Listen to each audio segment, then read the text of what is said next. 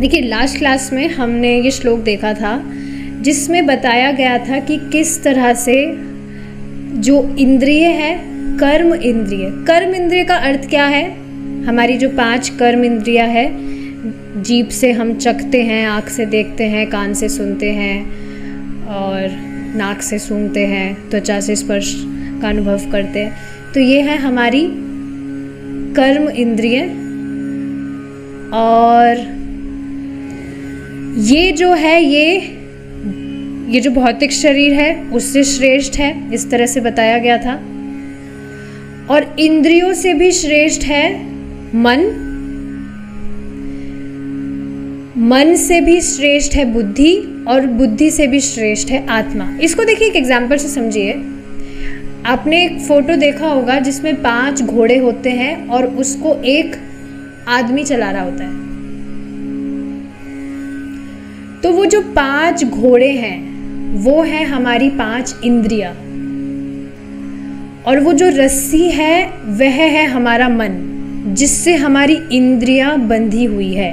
तो देखिए सूत्र समझिए, अगर हमारा मन कंट्रोल में आ जाएगा, अगर हम मन पे कंट्रोल पा लेंगे तो अपने आप ही इंद्रियां कंट्रोल हो जाएगी कि नहीं। जैसे इसका प्रैक्टिकल एग्जाम्पल क्या है? जब भी आप भगवान की सेवा करते हैं, बहुत ही सुंदर और प्रैक्टिकल एग्जाम्पल है जो आप तुरंत समझ जाएंगे। भगवान की सेवा जिस भी तरह से कर रहे हैं, आप भगवान के नाम का जप कर रहे हैं, अभी कथा आप सुन रहे हैं, तो सोचिए तुरंत हमारी जो इंद्रिय हैं वो कंट्रोल में आ गई कि नहीं। इस वजह से कहा जाता है कि आप जो कुछ भी कर रहे हैं through out your day, through out your life, you do it in connection with Krishna. क्योंकि जब आप उसे कृष्ण के लिए कर रहे हैं तो अपने आप आपकी जो इंद्रिय हैं, आपका जो मन है वो कंट्रोल में आ गया।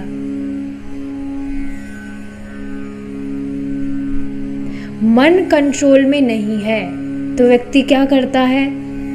इंद्रियों का भोग, सेंस ग्रेटिफिकेशन। पर जिस भी समय आप जो कुछ भी कार्य कर रहे हैं, you are doing it in connection to Krishna, और भगवान का नाम जप, कथा श्रवण, भगवान के लिए प्रसाद भोग बनाना और भक्तों का संग, ये सब तो डायरेक्ट भक्ति है ही। तो इस चीज़ को आप समझ रहे हैं कि किस तरह से जब आप भगवान के संबंध में कार्य करते हैं तो आपका मन कंट्रोल में आ गया, और मन कंट्रोल में आ गया तो इंद्रियां भी अपने आप काबू में आ गई। और इंद्रियों में भी सबसे प्रबल है हमारी जिह्वा। तो जब हम हमारी when we control our tongue, और टंग कैसे कंट्रोल में होती है? जब हम इस जीभ से सिर्फ भगवान का प्रसाद ही पाते हैं, इसके अलावा और कुछ भी नहीं, और जब हम भगवान के विषय में बोलते हैं। कितना अमेजिंग है कि नहीं? अगर आपने अच्छी तरह से प्रसाद पा लिया, आप तृप्त हो गए, तो कहीं भी आपका मन जाएगा ही नहीं कि आप कुछ बाहर का खाएं। और नियमित रूप से सिर्फ भगवान का प्रसाद पाने से ही अब तो आप ये देखेंगे कि अभ्यास हो ही गया है कि बाहर का कुछ हम भोग का खाए, ये तो कभी दिमाग में भी नहीं आता है, कभी भी दिमाग में नहीं आता है। Is it not? उसी तरह से जब हम भगवान के विषय में बोल रहे हैं तो उस समय हम कुछ और तो नहीं बोल सकते। और देखिए, अपनी जिह्वा को भगवान की कीर्ति में बोलने में लगाना, ये तो टॉप सर्विस है। क्योंकि देखिए, जब हम बोलते हैं तो हमें हमारे मन को बहुत ही कंट्रोल करके, बहुत ही ध्यान लगाकर हमें बोलना होता है। ऐसे ही तो हम कुछ भी नहीं बोल सकते। जैसे अभी हमने जो श्लोक डिस्कस किए भागवतम के और जो भी चैतन्य चरितामृत के, तो उसमें व्हेन आई वाज स्पीकिंग, तो ऐसा तो नहीं है कि कुछ भी वर्ष में ऐसे कुछ और भी काम करते करते बोल रही हूँ या कुछ और सोचते सोचते मैं बोल रही हूँ। आप भी जब किसी को भी भगवान के विषय में कोई बात बताते हैं तो ऐसा नहीं कि आप उस समय कुछ और सोचते सोचते बोल देंगे या ऐसे ही कुछ भी बोल देंगे। आपका मन ऑलरेडी और बुद्धि भी ऑलरेडी वहां पर लग जाते हैं। तो ये कितना अमेजिंग है। तो इस तरह से जो इंद्रिय हैं वो किस तरह से शरीर से श्रेष्ठ है ये तो मालूम चल ही रहा है, और इंद्रियों से भी श्रेष्ठ है मन, मन से भी श्रेष्ठ है बुद्धि, और उस बुद्धि से भी श्रेष्ठ है आत्मा। अब इसका देखिए एक कारण क्या है, क्योंकि अंततो गत्वा ये सारी जो भी चीजें हैं ये है तो भौतिक ही, तो आत्मा अपने आप ही श्रेष्ठ हो गया कि नहीं। तो ये सारी चीजें हैं। अब हम आगे देखेंगे। लास्ट में प्रोफेसर ने क्वेश्चन किया था कि आत्मा शरीर से भिन्न है, इस तथ्य को समझना इतना कठिन क्यों प्रतीत होता है। तो देखिए आगे अब प्रभुपाद जी क्या बताते हैं। प्रत्येक व्यक्ति जानता है मैं ये शरीर नहीं हूं। प्रत्येक व्यक्ति जानता है, अगर उसको जनवाया जाए तो। अब जो नहीं जान रहा है वो बेचारा वो व्यक्ति है नहीं। व्यक्ति मतलब कि वह इंसान नहीं है। तो देखिए समझना चाहिए, इसके काफ़ी सारे केसेस हो सकते हैं। एक तो केस हो सकता है कि सामने वाले को बेचारे को कभी मौका ही नहीं मिला ये जानने का, ये समझने का कि वह यह शरीर नहीं है। क्या आप इस चीज़ को देखिए, इस चीज़ को आप काफ़ी बार विचार करते होंगे कि भक्ति में आने से पहले हमें कभी मौका ही नहीं मिला था कि हम भक्तों का हमें कभी संग मिला होता। तो बाद में जैसे अब अभी हम भक्ति में आए हैं, तो अगर बहुत पहले ही अगर भक्त मिल जाते, कहीं से हमें कुछ मिल जाता, मालूम चल जाती ये सारी चीज़ें, तो काफ़ी पहले से हम तो भक्ति करने लगते। पर हमें मौका ही नहीं मिला, हमें कभी ऐसे कभी भक्त दिखे ही नहीं जिससे हम इस तरह से श्रवण करते और कुछ समझते। Is it not? तो एक संभावना तो ये है कि व्यक्ति को मौका ही ना मिला हो ये जानने का, ये समझने का कि वह ये शरीर नहीं है, वह आत्मा है। और अगर ये भी ठीक है, उसने थ्योरेटिकली भी कहीं से सुन लिया हो कि वह शरीर नहीं है, वो आत्मा है, तो आत्मा है तो करे क्या? ऐसा तो नहीं है ना कि आप भक्ति में आने के बाद ही इस बात को जाने हो कि हाँ you are not this body your soul. पहले भी सुने ही होंगे आप, पर कभी इस पर विचार नहीं किया कि आत्मा है तो करे क्या। इस वजह से मौका दिया जाना चाहिए, मौका दिया जाना चाहिए। देखिए अब आगे, यह कठिन नहीं है, आप इसका अनुभव कर सकते हैं। केवल मूर्खता के कारण लोग कुछ और सोचते हैं, परंतु प्रत्येक व्यक्ति वस्तुतः जानता है मैं यह शरीर नहीं हूं। इसका अनुभव करना बहुत आसान है। मेरा अस्तित्व है। मैं समझता हूँ कि मैं अपने शिशु शरीर में रह चुका हूँ, मैं बालक शरीर में भी था और एक लड़के के शरीर में भी था। मैं इतने सारे शरीर में रह चुका हूँ। एकदम देखिए ध्यान से सुनेंगे, स्पष्ट चीज़ें हैं, हमने ऑलरेडी ये सारी चीज़ें पहले समझ ली है, तो कुछ हार्ड नहीं है। Please try to hear nicely. मैं इतने सारे शरीर में रह चुका हूँ और इस समय मैं एक बूढ़े शरीर में हूँ, या अभी आप जिस भी शरीर में हैं, अथवा उदाहरण के लिए मान लीजिए कि आपने इस समय एक काला कोट पहन रखा है, अगले ही क्षण आप सफेद कोट पहन सकते हैं। परंतु आप ना तो काला कोट है ना ही सफेद कोट, आपने मात्र कोटों को बदल दिया है। कोट मतलब समझ रहे हैं ना, jacket, blazer and all those things. Coat बदल लिए खाली बस, लेकिन आप चाहे से कोई से भी कलर का कोट हो, you are not that coat. यदि मैं आपको श्रीमान काला कोट पुकारूं तो यह मेरी मूर्खता होगी। इसी प्रकार अपने जीवन काल में मैंने शरीरों को कई बार बदला है, परंतु मैं इनमें से कोई भी शरीर नहीं हूं। यही है सच्चा ज्ञान। तो आज ही की बात है जैसे I was wearing a dress जो थोड़ी पुरानी सी हो गई थी, तो मैं सोच रही थी कि अब इसको मैं नहीं पहनूंगी, मैं इसको दे दूंगी किसी को भी, मतलब जो भी नीडी लोग होते हैं उनको मैं दे दूंगी। तो उसी समय मैं यही ऐसा ही कुछ एग्जाम्पल अपने दिमाग में सोच रही थी कि जिस तरह से ये जो कपड़ा अभी मैंने पहना हुआ है, इसको त्यागने में मुझे ज़रा सा भी कोई दुख नहीं है।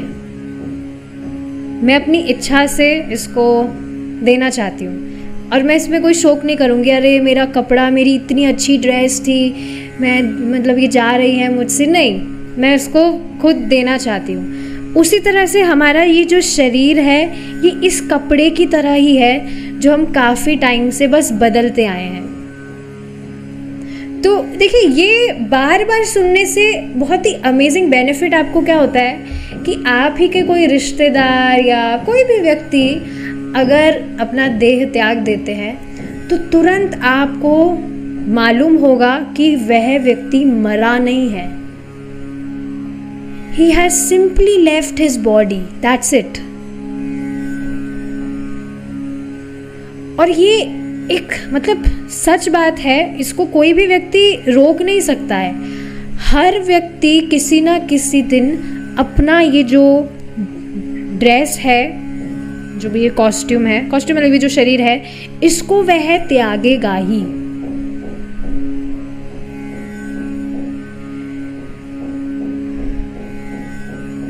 तो ड्रेस को जब व्यक्ति त्यागेगा ही, शरीर को त्यागेगा ही, मर वो नहीं रहा है। वो जो व्यक्ति है आत्मा, वह उस शरीर से निकलकर अब दूसरे शरीर को प्राप्त होगा उसके कर्म अनुसार। तो इसमें शोक करने की तो कोई बात है ही नहीं। देखिए, ये बात हम बार बार सुनते हैं पर ये सच में काम करती है। प्रभु जी एक बार एग्जाम्पल दे रहे थे, कोई माता जी थी, उनकी सासू माँ शायद ख़त्म हुई थी, तो इतना ज़्यादा वो शोक कर रही थी, बहुत ज़्यादा मतलब दुखी हुई थी वो।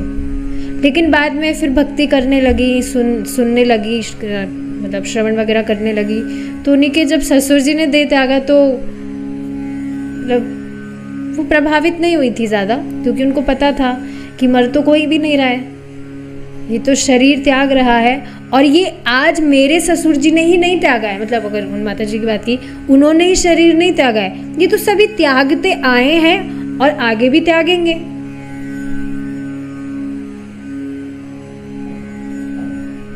तो यही चीज़ है कि इसी प्रकार अपने जीवन काल में मैंने शरीरों को कई बार बदला है, परंतु मैं इनमें से कोई भी शरीर नहीं हूँ। यही है सच्चा ज्ञान, और जिसको यह ज्ञान होगा वह शोक नहीं करेगा।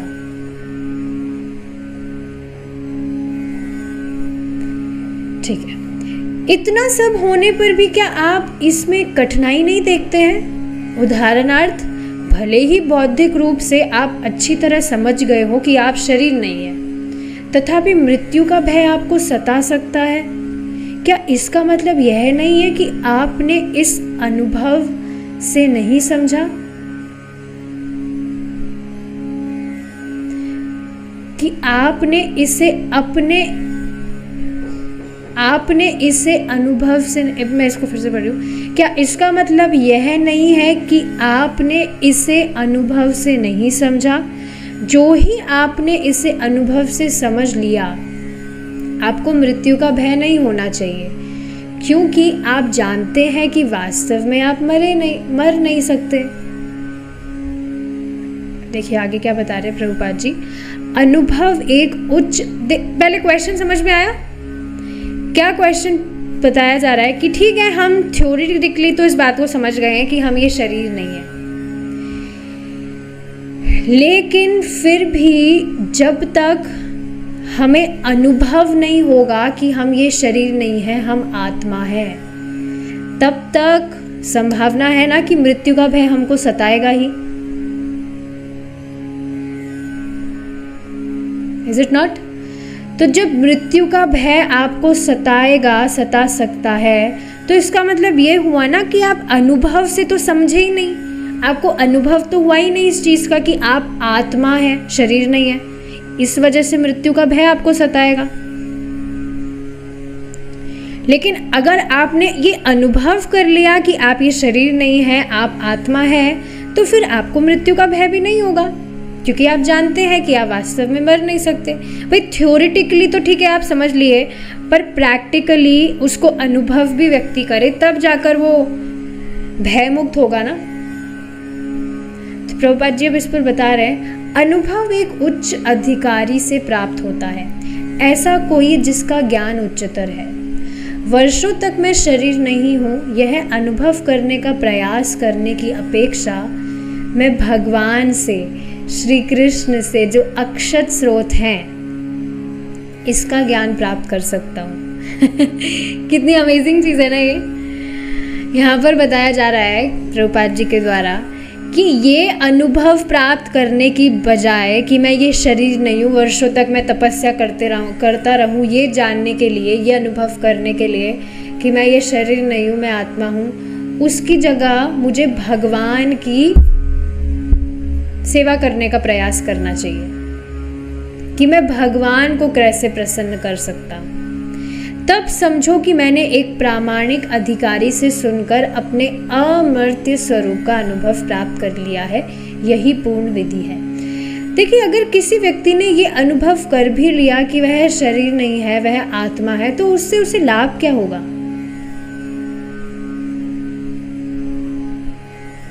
Are you getting this point? इस शरीर में रहकर भी अगर उसने अनुभव कर लिया कि वो ये शरीर नहीं है, वो आत्मा है, तो जन्म मृत्यु के चक्र में तो अभी भी है ना वो। पहली बात तो जब तक,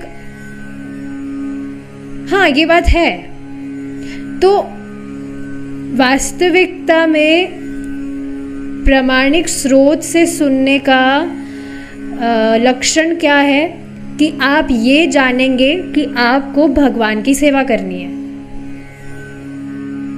और जब आप ऐसा करेंगे तो आप अपने आप ही बिना किसी प्रयास के इस चीज को अनुभव कर लेंगे कि आप अमर्त्य हैं।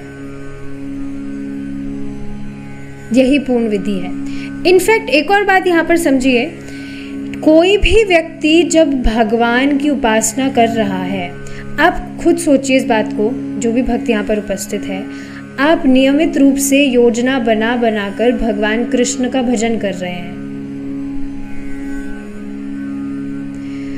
तो आप खुद सोचिए, क्या कभी कभी आपको ये अनुभव नहीं होता है? मतलब अनुभव मतलब ये कन्विक्शन नहीं आता है that you are not this body and your soul.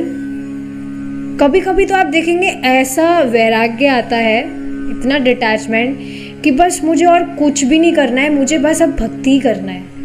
At least कुछ टाइम के लिए ऐसा बहुत ही तेज वैराग्य हृदय में आता है कि मैं यहाँ पर हूँ ही क्यों, मैं क्यों ये सारी रिस्पॉन्सिबिलिटीज़ में फंसा हूँ, मुझे बस भगवान का भजन ही करना है। पूरे दिन बस मैं भगवान का कभी जप करूँ, भगवान के विषय में सुनूँ, भगवान के विषय में पढ़ूँ, मैं यही चाहता हूँ। तो ऐसा आप क्यों चाहते हैं? ये तो शरीर को पुष्ट करने वाली तो इसमें से कोई भी चीज़ नहीं है।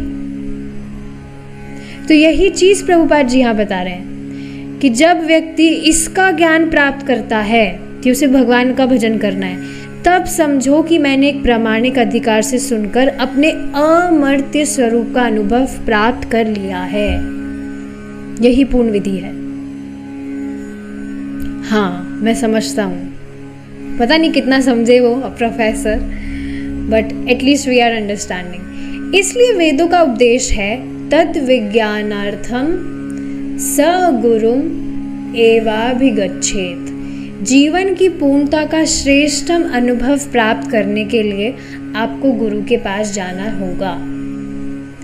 परम पूज्य सच्चिदानंद स्वामी महाराज का लेक्चर सुन रही थी, उसमें महाराज बता रहे थे कि जो व्यक्ति वास्तव में प्रसन्न होना चाहता है, any person who really want to experience happiness in his life, वास्तव में जो सुख अनुभव करना चाहता है, वास्तविक सुख क्या होता है? जिसको प्राप्त करने के बाद खत्म ना हो वो सुख। सुख मतलब असीमित सुख। और आप देखेंगे भौतिक जगत में भी, कोई भी भौतिकतावादी भी क्यों ना हो, वह भी असीमित सुख की खोज में ही है। वो ऐसा सुख प्राप्त करना चाहता है जो कभी खत्म ना हो, उसका कभी भी एंड ना आए, हम हमेशा सुखी ही रहे। इस वजह से तो वो इतने सारे प्रयास करता रहता है।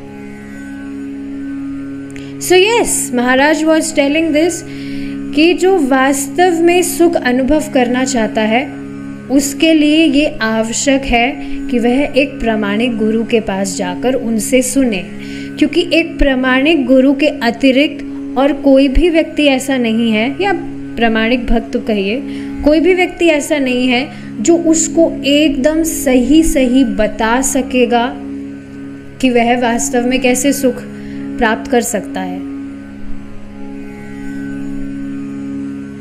देखिए, इन चीज़ों से जब आप रिलेट कर पाएंगे ना, तब जाकर ही आनंद आता है। सिर्फ सुनकर नहीं छोड़ देना चाहिए चीज़ों को। क्या इस चीज़ को आप देख सकते हैं कि प्रामाणिक भक्तों, प्रामाणिक जो महाराज है, उनके अलावा हर कोई बस यही शिक्षा देने में तुला हुआ है कि कैसे आपका जो भौतिक जीवन है वो बढ़िया से चल जाए। How you can gain material comforts. इसके अलावा, या थोड़ी रिफाइंड लैंग्वेज में बोला जाए, आप अपनी इंद्रियों को कैसे तृप्त कर सकते हैं। How you can gratify your senses. इसके अलावा किसी के पास में और कोई भी विषय है ही नहीं शिक्षा का।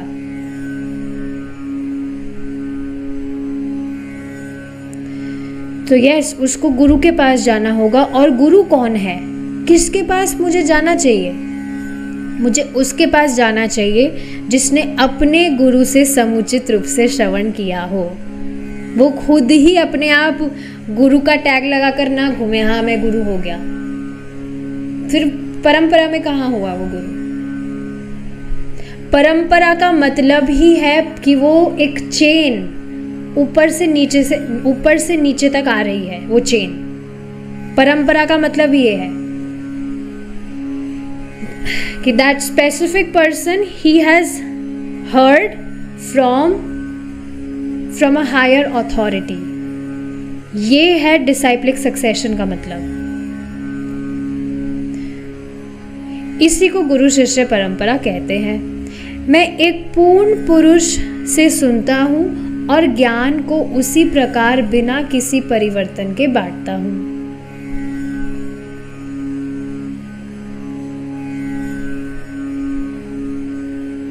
ठीक है, आई होप सबको समझ में आ रहा होगा। मुझे बीच बीच में थोड़ा आप कमेंट्स भी भेजते रहा करिए ताकि मुझे लगे हाँ सबको समझ आ रहा है कुछ कुछ। ठीक है, सो यस, मैं एक पूर्ण पुरुष से सुनता हूँ और ज्ञान को उसी प्रकार बिना किसी परिवर्तन के बांटता हूँ। और देखिए, इस वजह से जो गुरु महाराज है, he is as good as Krishna.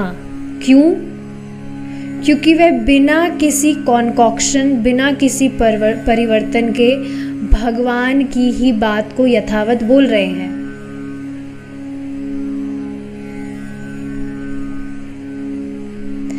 भगवान कृष्ण गीता में हमें ज्ञान देते हैं और हम बिना किसी परिवर्तन के उसका वितरण करते हैं।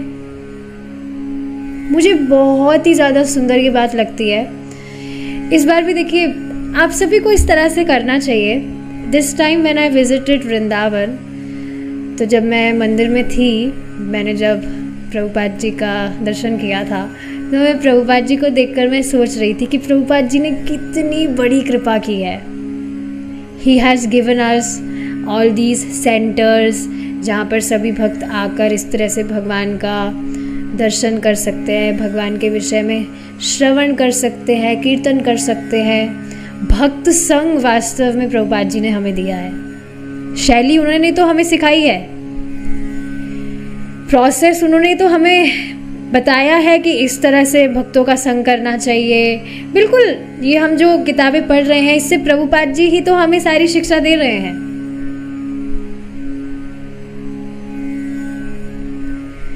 So yes, Prabhupada is as good as Krishna because he is speaking as it is the words of Krishna, बिना किसी परिवर्तन के उसका वितरण करते हैं।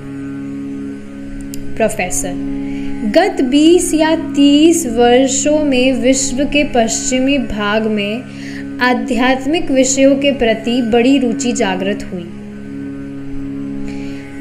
परंतु दूसरी ओर यदि विज्ञानी मनुष्यों की आत्मा को विलुप्त कर देना चाहे तो वे अपने परमाणु बमों से और दूसरे तकनीकी आविष्कारों से ऐसा करने में समर्थ होने की राह पर हैं। यदि वे मानवता को किसी उच्चतर लक्ष्य की ओर ले जाना चाहें तो उन्हें वैज्ञानिक दृष्टि के माध्यम से मानव को भौतिक रूप में देखना बंद करना होगा। कितनी अमेजिंग चीज़ है ये। जितने भी लड़ाई दंगे झगड़े हो रहे हैं, इसका कारण क्या है? क्यों लड़ाई कर रहे हैं लोग? वो सोच रहे हैं मैं उसको बम से उड़ा दूंगा तो वो मर जाएगा, हमेशा के लिए वो खत्म। तो इस तरह से मानव को भौतिक रूप में देखना अगर व्यक्ति बंद कर दे तो क्या कभी ये लड़ाई झगड़े होंगे? आपके दिमाग में आता ही होगा ना, जो भी बेचारे लोग बिना मतलब में लड़ाई झगड़ों में फंसे रहते हैं, अपना टाइम खराब करते रहते हैं, दिमाग में आता होगा अरे इन बेचारों को थोड़ा समझ आ जाता कि कृष्ण की भक्ति करना इस जीवन का लक्ष्य है, तो इस तरह से अपना मानव जीवन व्यर्थ नहीं कर रहे होते।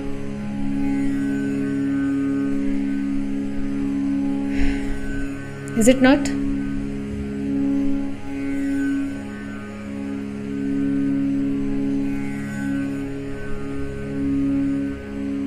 उन्हें हमको वैसे देखना चाहिए जैसे हम हैं, चेतन आत्माएं हैं। इस पर एक और बात परम पूज्य सच्चिदानंद स्वामी महाराज बता रहे थे कि हर एक जीवात्मा को कंपैशन पर बेसिकली महाराज बात कर रहे थे कि हर एक जीवात्मा के साथ हमें इस तरह से व्यवहार करना चाहिए जिस तरह से हम चाहते हैं कि अन्य लोग हमसे व्यवहार करें। We always want love, is it not? We want care from others. हम चाहते हैं लोग हमसे अच्छी बोली बोले, अच्छी वाणी में बोले, मीठा हमसे बोले, हमसे द्वेष नहीं करे, हमसे लड़ाई नहीं करे। तो जैसा व्यवहार हम दूसरों से हमारे प्रति चाहते हैं, हमें भी दूसरों से उसी तरह का व्यवहार करने का प्रयास करना चाहिए। इससे कि पहले हम आगे बढ़े, मैंने एक और लाइन नोट की थी। Let's see if I can find it out. बहुत ही सुंदर वो बात थी। यस, राग और द्वेष पर ही वो बात थी।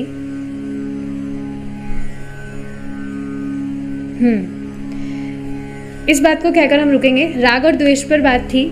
क्या बताया जा रहा था उसमें कि आप देखेंगे इस जगत में व्यक्ति जो कुछ भी कार्य कर रहा है भौतिक जगत में, उसका परिणाम क्या है? या तो राग या द्वेष। सिर्फ ये दो ही चीजें हैं, कोई तीसरी चीज नहीं है। या तो राग होगा या द्वेष होगा। तो अपने ही एक एग्जाम्पल से प्रभु जी बता रहे थे, या प्रभु जी की बात छोड़िए, ऐसे हम नॉर्मल एग्जाम्पल लेते हैं। जैसे कोई व्यक्ति आपसे द्वेष करता है, इसको प्रैक्टिस को आप करके देखिएगा आज, या कभी भी इसको आप नोट करिएगा, ये बहुत हेल्पफुल है। सामने वाला व्यक्ति आपसे कुछ विरुद्ध बात वो बोला जिससे आपको खराब लग जाए, जिसमें राग और द्वेष हो, ओके, इन दोनों में से कुछ भी बात हो, तो अब देखिए सामान्यतः व्यक्ति क्या सोचता है, सामने वाले ने मेरा असम्मान किया तो अब मैं उसका असम्मान करूंगा, तब मैं उसको हरा दूंगा। सोचते हैं कि नहीं ऐसा? खुद बता दीजिए आप। सामने वाले को मैंने कुछ बोलकर उसको मैंने चुप करा दिया तो हाँ भाई मेरी जीत हो गई, उसको मैंने हरा दिया, उसको मैंने कुछ बोलकर चुप करा दिया, उसका मैंने असम्मान कर दिया जिससे वो चुप हो गया, तो मेरी जीत हो गई। पर अब आप इसमें थोड़ा ट्विस्ट करिएगा और नेक्स्ट टाइम, मतलब वो आज ही होने वाला है, नहीं होगा तो अच्छी बात है भगवान की कृपा से, पर जब भी वो होगा तो ट्राई करिएगा कि आप सामने वाले को कब हराएंगे। बिल्कुल ध्यान से सुनिए इस चीज को। सामने वाले व्यक्ति ने आपसे कुछ ऐसी बात की जिससे आपका असम्मान हुआ, ऐसी आपको प्रतीति हुई। असम्मान किसका कर रहे हो? शरीर का। मैं तो शरीर हूं नहीं।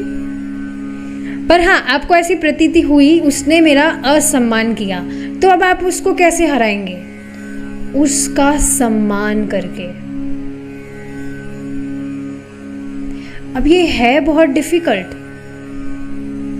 पर सोचिए अगर हम इस तरह से करने लग जाए तो तृणादपि सुनिचेना वाला गुण हमें आ जाएगा कि नहीं? ये बहुत ही ज़्यादा स्ट्राइकिंग था, मैंने इसको सच में लिख लिया और आप सबके साथ में मैं शेयर कर रही हूँ। आप भी इसको प्रैक्टिस करने का ट्राई करिएगा। You just right it out. मैं इसको फिर से रिपीट कर रही हूँ। हम हमेशा सोचते हैं कि सामने वाले को हम तब हरा देंगे जब हम उसका असम्मान करेंगे, पर अब आप इसको इस तरह से सोचिएगा, सामने वाले का असम्मान किया तो अब आप उसको कैसे हराएंगे? उसका सम्मान करके।